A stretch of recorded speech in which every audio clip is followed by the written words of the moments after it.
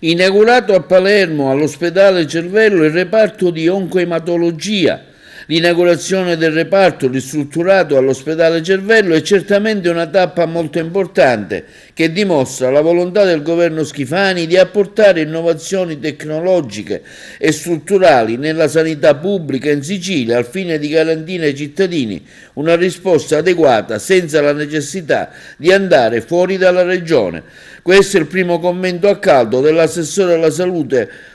Giovanna Volo nel corso della cerimonia di inaugurazione dell'unità operativa complessa di oncoematologia. Una tappa molto importante che dimostra la volontà del governo di apportare tutto quello che sono le innovazioni, ma soprattutto gli adeguamenti strutturali anche in termini di sicurezza. La oncoematologia è sempre stata una realtà importante dell'ospedale Cervello e per me oggi non solo è un grande piacere poter inaugurare un reparto rinnovato in merito a questa disciplina, lo è anche su un piano emotivo personale perché io ho cominciato ancora studente a frequentare questo reparto perché comunque la mia prima specializzazione è stata proprio l'ematologia, quindi al piacere istituzionale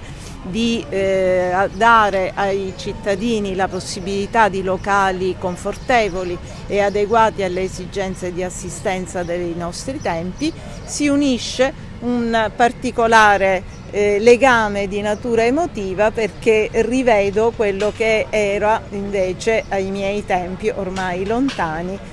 la struttura che allora era comunque considerata una struttura di avanguardia.